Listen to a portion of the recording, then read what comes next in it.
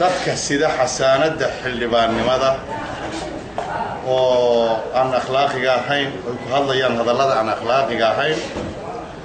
waa wax aad iyo aad foolxumo u ah isagoo xildhibaan qaran oo xasaanadii xildhibaannimo sida oo ka jawaabaya shacabkii inuu u hadlo ay ahayd shacabka Soomaaliyeed inuu dagaal cilaamiyo waa nasiib darro qaasatan ninka yimid loo yacdo iyo ninka yimid Hargeysa iyo ninka yimid meesha la yiraahdo Boorame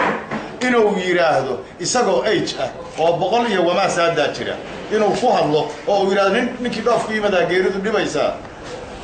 hadda taas isaga waa su'aal isaga dib ugu noqonaysa waa su'aal isaga dib ugu noqonaysa marka taas ka jawaabo isaga dib ugu noqonaysa waxaan leeyahay oo u sheegaynaa hadallada aan akhlaaqiga ahayn gudoomiyaha baarlamaanka madaxweynaha dhammaan hay'adaha dawladda ay qusayda fariintaani hadallada aan akhlaaqiga ahayn dadka ku hadlaya ee xasaanada xildhibaannimada sida ee xildhibaannimada sheeganaya waa in laga qaadaa xasaanada xildhibaannimada waxaan caalamka u sheegaynaa beesha caalamka aan u sheegaynaa waxaan African Union ka u sheegaynaa waxaan u sheegaynaa midowga Afrika waxaan u sheegaynaa jaamacatul Arab waxaan u sheegaynaa caalamka dhan baan u sheegaynaa dagaalka Soomaaliya ka socda waxa ilaamiyay xildhibaanadii qaranka qayb kamida oo ka soo jeeda oo uu kamid yahay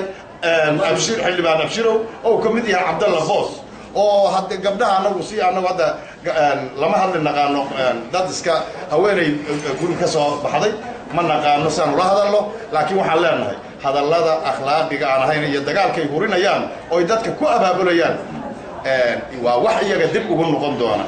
haddii taas ay dhacdo aan caalamku kuwaas wax ka qaban oo aysan ilaalin anshaxa baarlamaanka aysan ilaalin oo gudoomiyaha baarlamaanku uusan ka hadlin arrintaas waxay la tahay jawaabta ku habboonay heli doonaan ayaguna dawladda waxaa leenahay nimanka dambiilayaasha ah oo caytamaya wax ka qabta hadda saad xuquuq qabatiin aan idin la shaqeey doonaan idin ma aqoonsada doono hadaad ka qabo weydin waxa la siran dawladnimadiina aan aqoonsayno